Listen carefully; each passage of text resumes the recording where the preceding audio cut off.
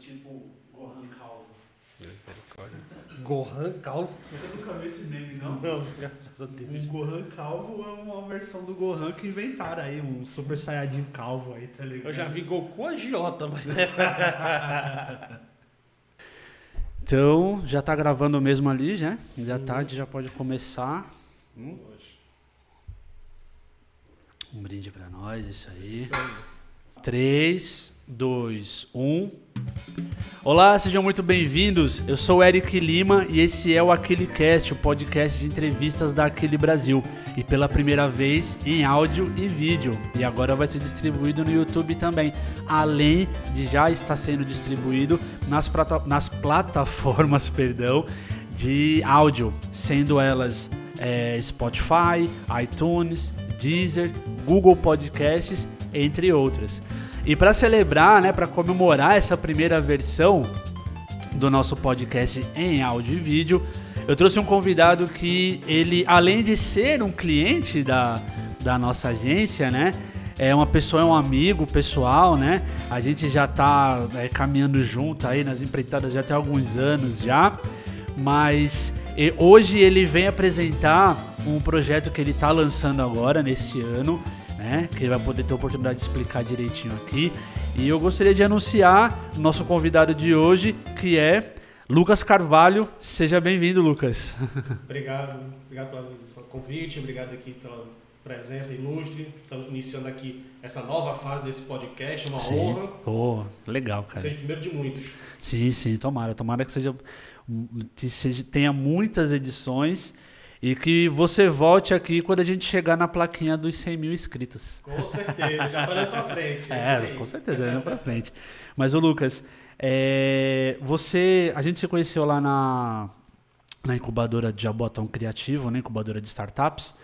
Isso. Quando você já vinha com esse projeto, só que na versão digital, né? Que é o livro-jogo. Explica pra gente o que é o... Então, o livro-jogo nada mais é do que um ramo, um nicho entre os jogos de ficção interativa. Certo. Ele é meio que um primo siamês, um irmão siamês. Certo. Não, o primo siamês, o irmão siamês. Mas continua. Ele é um... Ele é um irmão siamês dos RPGs de mesa. Quando, nos anos 80, surgiram os meus RPGs do mercado, já se tinha também alguns livros, jogos conhecidos, como as famosas Aventuras Fantásticas, Lone Wolf, entre outros. Sendo que na virada do século, até pela conta da queda dessa mídia física, passou-se lá fora a investir mais em mídia digital. Certo. Entendeu? Sobretudo os livros-jogos, lá como Gamebooks, chegando a desenvolver estúdios digitais específicos a esse tipo de produto. O que a gente fez na incubadora foi trazer a proposta de uma startup voltada para trazer de volta esses jogos, mas agora no meio digital, nas lojas como Steam, Google Play. Que até então aqui no Brasil não tem sido distribuído, né? Nesse formato. Isso, até então não estava sendo nesse formato, é uma coisa pioneira. Nós trouxemos para a Steam, para a Google Play, para a Nuvem, entre outras lojas. Lançamos no final do ano passado, sendo que nesse ano, investigando mais, vendo mais propensão no mercado, vamos lançar também mídia física. Vamos ver agora os dois projetos, os dois lançamentos em mídia digital e física. Sim. Então, nesse caso, o conceito do livro-jogo, que a pessoa até então joga só, não é isso? Isso. E o que difere o livro-jogo daquele RPG de mesa que a gente jogava lá no final dos anos 90, início dos anos 2000? A gente, né? Porque tinha uma galera que jogava bem antes, né? A diferença deles. Não, a diferença você já mencionou, que no caso você jogar sozinho, você não jogar com outras pessoas, entendeu? E também o que difere é a questão que, ao contrário de uma sessão de RPG normal, você vai ler o seu livro-jogo, vai jogar ele no seu ritmo, da sua maneira, e tem um final próprio. Cada livro-jogo tem o seu final contido ali, entendeu? Certo. Não dá continuidade com uma aventura. Sendo que a vantagem é essa, você não tem a necessidade de outras pessoas para jogar, E a questão da portabilidade, entendeu? Como eu falei, como está no mobile também, na transmídia física, você pode levar para qualquer lugar. Sim, sim. O livro-jogo, aqui no Brasil, quando foi que chegou esse modelo, né, de jogo, de entretenimento? Olha, o modelo que não que chegou, vamos dizer assim, simplesmente, mas que abriu as portas para esse tipo de mercado, eu diria que foi no começo dos anos 80, pela Martins Fontes, muito tempo que foi a Editora Martins Fontes, Foi, né? faz Eu tempo me isso. lembro dessa... que era a série Aventuras Fantásticas, eles começaram trazendo isso, foi quando estourou mais. Assim Eram personagens originais? Na verdade, os personagens, eles, nesse tipo de livro que eles faziam antigamente, não eram tão desenvolvidos, a ideia era mais focada em um dungeon crawling, você recebia um desafio, você tinha que passar por uma masmorra, por um labirinto, por uma situação. Se você saísse dela com todos os objetivos conquistados, você venceria o jogo, você venceria o gamebook. Uhum. Mas o foco não era nem tanto na construção do personagem, mas era mais na exploração de uma masmorra, de um contexto, uma aventura. Certo. Pegada medieval sempre? Não, já tiveram também pós-apocalíptico, já teve cibernético, de horror, mas o foco era sempre esse, era explorar um ambiente, explorar uma aventura, mais focado nisso do que no desenvolvimento dos personagens propriamente dito. Certo. E o que você tem de conhecimento assim de mercado? Obviamente porque você fez bastante pesquisa para poder lançar a tua startup e o teu negócio. A título de pesquisa, assim, o volume de consumo de gamebook no país, assim, você tem dimensão disso?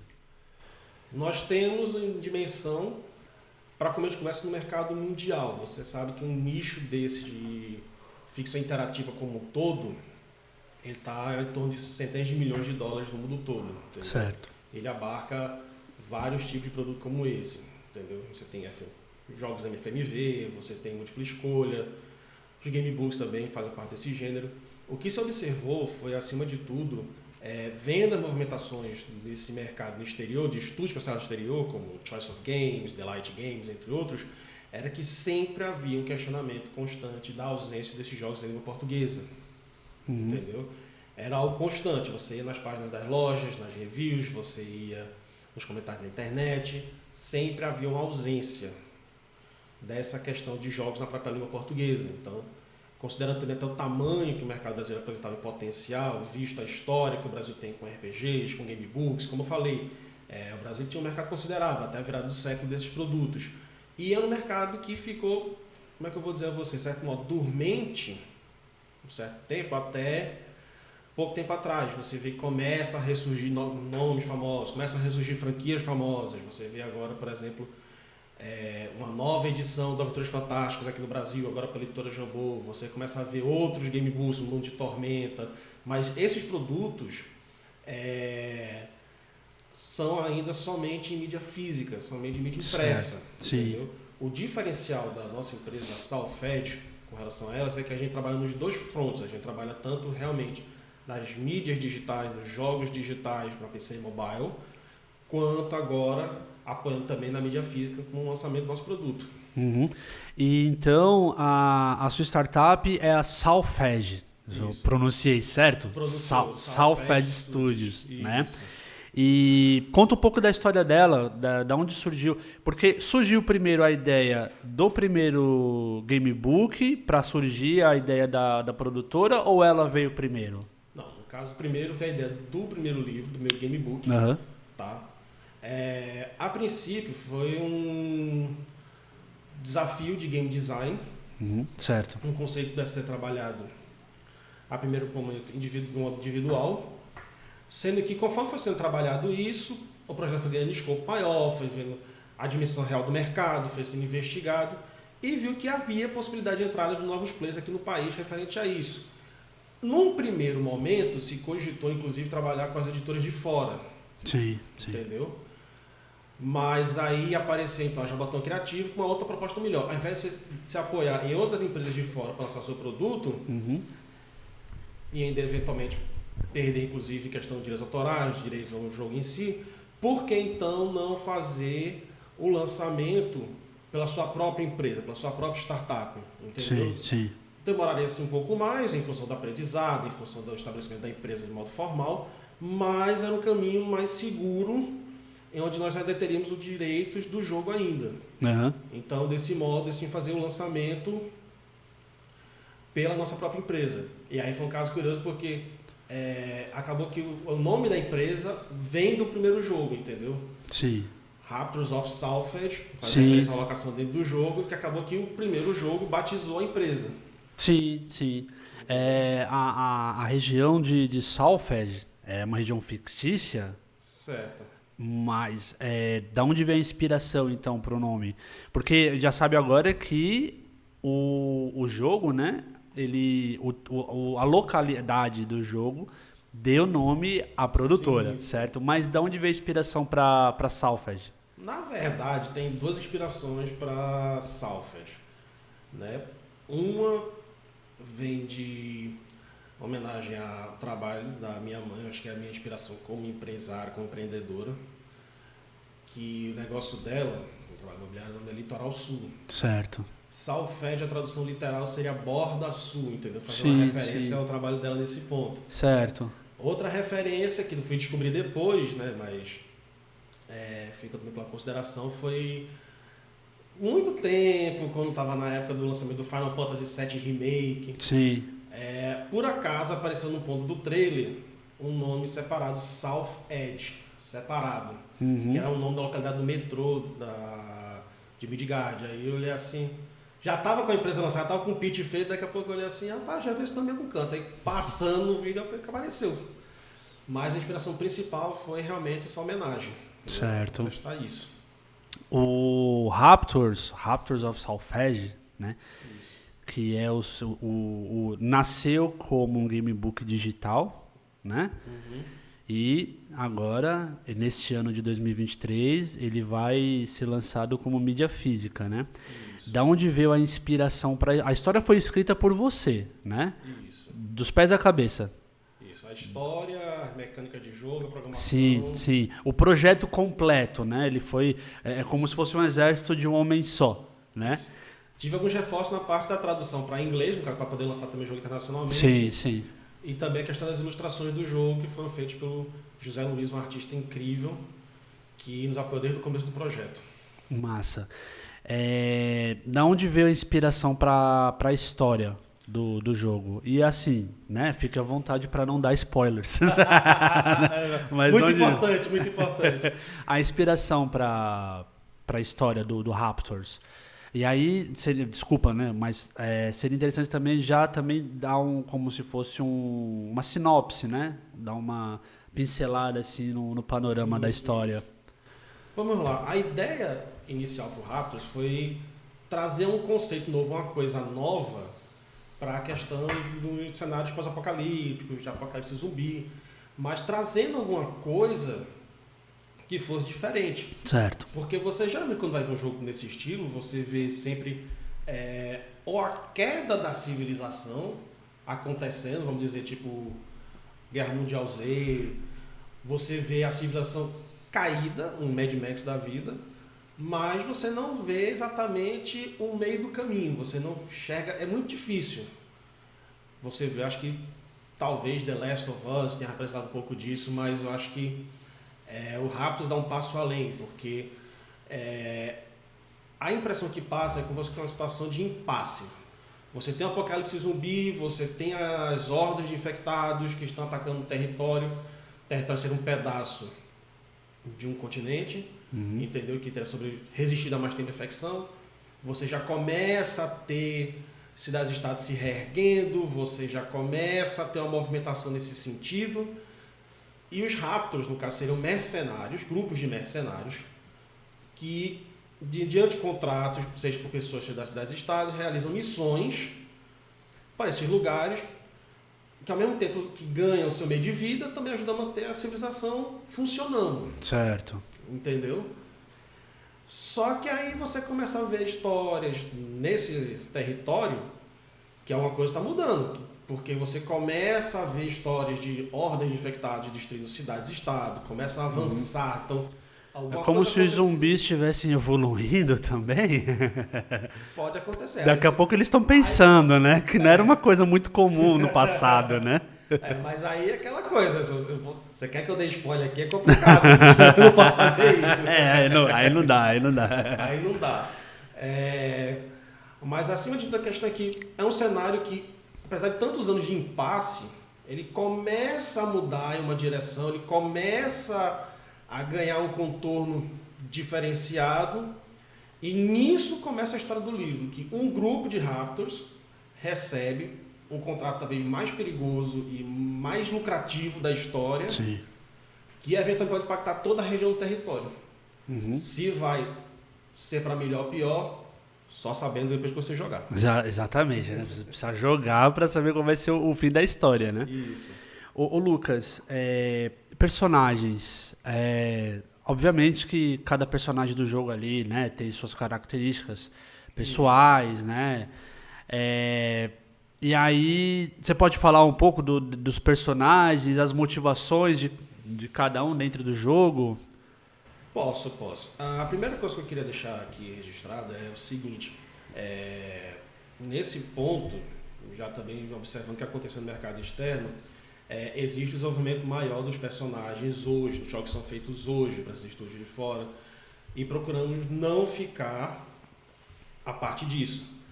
A primeira coisa, então, que procurei fazer com o Raptors foi definir, tá, qual seria o foco desses personagens, dar um aprofundamento a eles, não simplesmente, você vai lá fazer uma missão para explorar e acabou, não.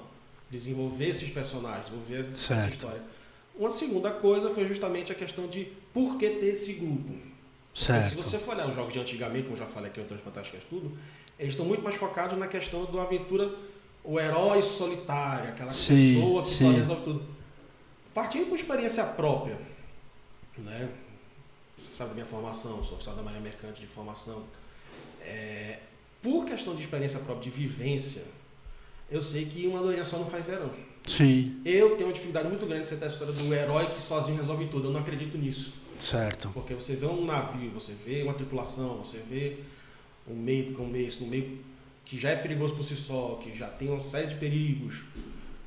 Se você não tem uma tripulação que ande junta, se você não tem uma tripulação que resolva as coisas em unidade, sua chance de fracassar é infinitamente maior. Então, eu não acredito nisso, experiência própria. Eu acho que isso não existe, não funciona na vida real desse jeito, entendeu? Uhum. Então, por isso a ideia de trazer essa ideia do grupo. Certo. Entendeu? E aí, quanto aos personagens, você tem um grupo básico, né? Você tem o personagem, o Captain de Southfed, que ele é o jogador, entendeu? Certo. Tem os interesses dele, tanto a questão financeira, mas também existe a questão que outra personagem que está no grupo, que é uma questão mal resolvida que deve se trabalhar ao longo da trama, sem dar maiores detalhes de novo. Sem spoilers. Seria a Michelle, que trabalha no grupo também. Ela é a responsável pela parte do poder de fogo, ela é a sniper do grupo, é a pessoa que é responsável pelo maior poder de fogo do grupo, é a pessoa que toma a dianteira. Completando o grupo, nós temos o Doc, que é o médico do grupo, tem um interesse pessoal quanto ao tratamento da filha dele, a uma doença. E Susan, que completa o time como a engineer, né? Como a engenheira da equipe, mecânica, resolvendo parte mecânica, consertos e afins, entendeu? E ao longo da aventura você tanto tem que trabalhar a questão do relacionamento entre esses personagens, como que vai definir até o final da história a questão da confiança que os personagens depositam no personagem principal, ou seja, em você, o jogador, quanto uns aos outros, entendeu? Entendi. Isso faz parte das escolhas também, não é simplesmente, você vai avançar, se você vai fazer a missão ou não. Não, é você ver como esses relacionamentos vão se desenvolver e como você, no tratamento com esses personagens, a resposta que você der, a atitude que você tomar, você vai ter o desenvolvimento desses relacionamentos em uma confiança que muda até o final do jogo. Eu percebi uma coisa curiosa, você falando dos perfis dos personagens dentro do jogo. Eu não sou uma pessoa muito, digamos assim, não sou especialista em jogos de RPG, por exemplo, mas eu, assim, me lembrei da questão do LoL, exemplo, tá? Sim. Da questão da função de cada personagem no time, né? Tô falando, assim, gosto de videogame pra caramba, só que a gente é mais das antigas, né? A gente é daqueles jogos mais antigos, mas assim... eu escuto muito o pessoal falar que tem o tanque, tem o atirador, aí tem o que fica mais de retaguarda, que é aquele que vai dando energia pra galera. É mais ou menos assim a equipe, né? Parece, pelo que você falou agora, parece que cada um na equipe tem uma função específica na missão, não é isso? Isso. Há um quê de jogos eletrônicos, há um quê de RPG também, tipo que não. Não vamos negar a idade da gente também. Né? Não vamos negar a idade. Não podemos. Nós não podemos. Mas, como eu falei, a minha expedição principal foi a questão da minha experiência de vida. Entendeu? De novo, você vai para um navio, você vai para uma plataforma, você vai para uma embarcação. Cada um tem a sua função específica. Sim. Uma função apresenta problemas, o navio todo apresenta problemas. Sim. Entendeu? Então você tem essa especialização, você tem o maquinista, você tem o pessoal de náutica, você tem o pessoal do casario, da acomodação, você tem a cozinha, você tem o pessoal da perfuração. Todo mundo trabalha em torno de um objetivo comum. Entendeu? Massa. Nesse caso é o contrato. Exatamente. Né? No caso dos jogadores, caso, é o contrato, né? Assim como na Marinha Mercante. Exatamente. Né? Então quer dizer que, assim, chega a ser chover no molhado quando você diz assim, o escritor, ele toma como, não vou dizer base, mas como inspiração muito da vida pessoal. Né? Certo. Então, essa relação mesmo do contrato, né, da missão dos personagens é muito parecida com o que você vive lá no seu trabalho na Marinha Mercante, né? Porque existe um objetivo, né, uma missão ali e tal, e todo mundo precisa trabalhar, cada um na sua função, para que a coisa aconteça e vocês atingem o objetivo, né? É a mesma coisa ali no Raptors, não é isso? Exato. Então, veja como tem a questão da sua vivência, né? Ela acaba trazendo inspiração para as suas obras, né? O Raptors, ele tem uma média assim de, eu consigo zerar. Zerar é uma linguagem até bem antiga, né? Mas eu consigo, sei lá, dar final, lembra? Já. Muito do tipo assim, em quanto tempo... você consegue dar... tem alguns lugares que dar final no jogo, né? E alguns outros lugares dizem que é zerar o jogo. Mas em quanto tempo você consegue... O jogador, no caso, consegue zerar o Raptors? Boa pergunta. Depende de como os dados sorriem para você. Ainda porque tem isso, né? Você tem dos combates durante o jogo, entendeu? Sim, sim. Uma partida boa, algumas horas você consegue zerar o Raptors, entendeu? Mas... também depende, muito jogo, insistindo com algumas batalhas. Aí vai depender de você com a sorte, meu querido. Sabe uma coisa que deu um start aqui agora na minha cabeça? Vê que interessante. A gente veio de uma geração em que, por exemplo, na época dos games de fitas, Sim. Né? Se a fita não tivesse um autosave ali, chorou. Né? Certo. Se bem que as fitas de Mega Drive e Super Nintendo vieram ter autosave, mas quase no final deles, né? Da vida útil deles, né? Porque na verdade... Nem toda fita tinha autosave, né? Nem toda fita tinha. Você já tinha desde o Nintendinho, desde o Master System, já começou a aparecer jogos nessa geração que já tinham autosave. Aí você tem que pegar um pouco de história de videogame, na verdade. Um autosave que eu falo, na verdade, é salvar, porque nem sempre salvava sozinho, né? Na verdade, se você pegar a história de videogames, o primeiro videogame que fez isso foi antigo, foi o Fairchild Channel F, foi antes da crise de 83. Ele foi o primeiro cara que... Foi o primeiro sistema de videogame que você tinha... Salvava ali Você salvava no cartucho, você tinha bateria em tempo para salvar ele. Isso foi antes do Crash de 83. Só que essa mecânica continuou, essa tecnologia continuou. Passou pro Nintendinho. Alguns jogos usavam ainda passwords, né? Usavam... Sim. O password, né? Você que é mais novo, você não deve saber disso, que há muito tempo atrás, quando você jogava, você chega a anotar um código miserável de 30, 40 letras para salvar seu negócio. Muito difícil, velho. Era impossível decorar. Acho que a pessoa que decorava a password, ela devia ter assim, um QI um pouco elevado, porque era muito caracteres diferentes, né? Não, nunca fui capaz de decorar isso. Não. Só que aí, de novo, variava de jogo para jogo, e conforme foi passando a tecnologia, já na geração do Nintendo, mas já começou a ter mais jogos com isso. O próprio primeiro Zelda, o primeiríssimo de Nintendo, já tinha esse recurso. Mario já tinha esse recurso, entendeu? Mas é aquela coisa. Isso com o tempo engraçado, né? Que a gente sai de uma geração que começou a desfrutar disso, que saiu dos passwords, aí você chega hoje,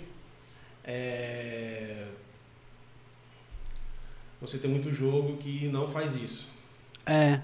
Entendeu? Não tem esse... Vê que legal, né? Que o livro-jogo, ele, embora não seja tão antigo quanto os próprios videogames, né? Mas já percebeu que ele já veio com esse recurso já? Ele já veio com esse recurso de salvar, porque na verdade você precisa só de um marcador de página, né? Não é basicamente isso?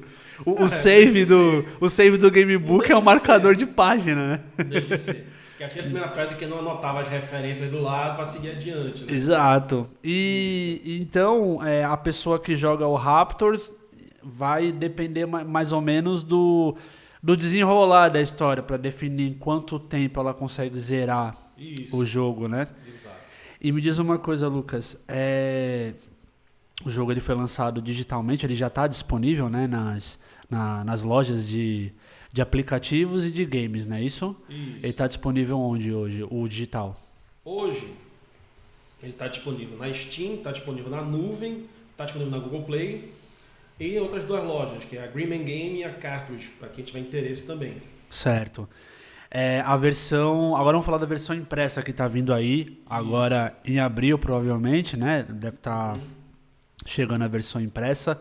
Existe alguma diferença a título de enredo ou mecânica do digital para o físico? Conta para nós. Muita coisa teve que ser alterada, porque muitas mecânicas, muita parte, até alguns trechos da história, eles tiveram que ser alterados em função da questão do algoritmo, da programação.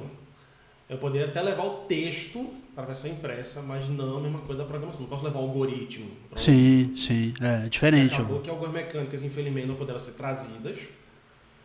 E alguns trechos mais específicos da história, alguns detalhes, tiveram que ser deixados de lado, que é a questão da edição também. Certo. Mas a experiência que você vai ter impresso é a experiência definitiva no sentido do esforço, do esmero que se teve para trazer essa edição e tudo que foi envolvido nela.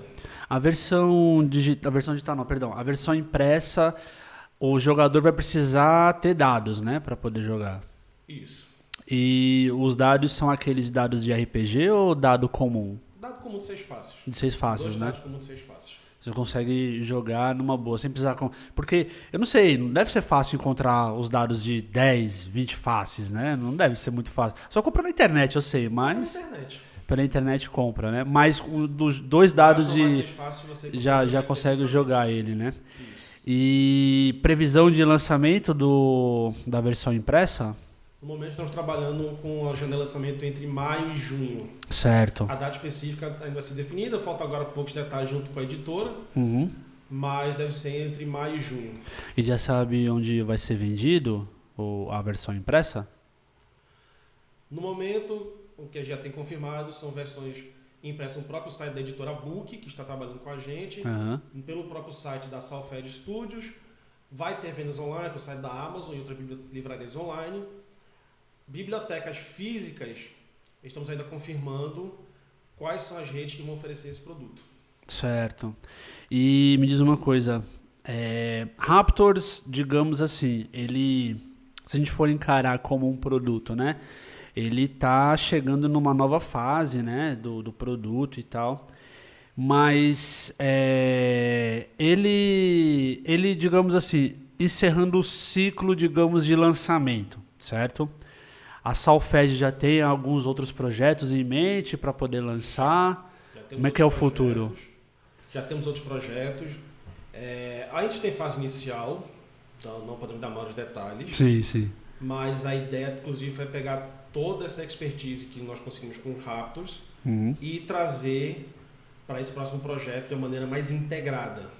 Certo. Entendeu? Mas a ideia é, sim, é um projeto mais robusto. Sim. E mais avançado do que foi o escopo inicial do Raptors. Certo. Aquilo que o Raptors conseguiu no mercado, tanto digital quanto físico, a Solfed quer conseguir o dobro daquilo com a próxima obra. obra. Legal, bacana. Já dá para dar uma dimensão assim do que vai ser, sei lá, talvez o tema, vai abordar que tipo de coisa, dá para adiantar alguma coisa nesse sentido? Vamos trazer o tema dele para a nossa realidade, vai ser um tema contemporâneo. Certo. Entendeu? Vai ser um jogo de muita ação. Massa. Isso por enquanto é só. Não vou dar mais detalhes. Você quase me pegou nessa, mas não vai ser dessa vez. Mas, para quem quiser ficar antenado, quiser ficar ligado, seguir as redes sociais da Solfed Studios, né? Quais são os arrobas, os links que as pessoas podem acompanhar vocês? Pode vir para o nosso site, solfedstudios.com. Certo. Quanto ao nosso Instagram, nós temos a Solfed Studios, você pode seguir também. E eu esqueci o resto. Mas você atua basicamente no Instagram, Facebook também conjunto, né, com o Instagram e pelo site também as pessoas ficam sabendo lá das novidades, não é isso? Lucas, obrigado, meu irmão. Obrigado pela presença, obrigado por ter vindo nesse primeiro episódio deste novo formato. A gente demorou um bocado para começar por conta de questões assim de estrutura, né? Eu fico agradecido pela oportunidade de estar mostrando aqui o nosso trabalho. A honra é minha por estar aqui, estar prestigiando esse momento. Obrigado. Muitas outras entrevistas. Massa. E já está convidado já para vir quando for lançar o próximo Gamebook, né? A próxima obra. Vai vir para cá para falar, porque eu acredito bastante nesse mercado que você está abrindo aqui no... Eu digo abrindo porque talvez alguém fechou uma portinha lá atrás desse mercado, né? E você agora está tentando trazer com uma nova perspectiva, né? Novas experiências. E, de repente, a questão do livro-jogo seja uma coisa que muita gente tem interesse e talvez nem sabia, né? Pô, é legal jogar essa parada aqui e tal. Tem mercado para isso, né? Tem. Assim como houveram aquelas pessoas que antes da gente chegar aqui, antes da Solfed aparecer, continuavam no mercado, mas em mídia física, que existem essas pessoas ainda hoje, o que eu quero é trazer uma nova perspectiva, que além dessa mídia física, nós também podemos passar para outro meio também. Sim. Entendeu? Uhum. E aquela coisa, vão aparecer pessoas depois de mim, depois da Solfed, que vão trazer outros conceitos, outras ideias. Eu acho que a ideia é essa, é sempre nós, o mercado, crescemos como um todo. Aquilo que outra pessoa fez, outra pessoa carregar a tocha mais distante e continuar, entendeu? Massa. Essa troca de gerações. De novo, não estou desmerecendo ninguém aqui, pelo amor de Deus. Existem pessoas que continuam nesse meio do RPG, livro-jogo, mas nós estamos procurando trazer uma nova perspectiva sobre esse mercado. Espero que ele vá adiante. Show de bola. Muito obrigado. Desejo sucesso. Até porque a gente também trabalha junto nesse sentido, né? Com certeza. Então eu desejo muito sucesso no lançamento da versão física do Raptors of Solfed, não é isso?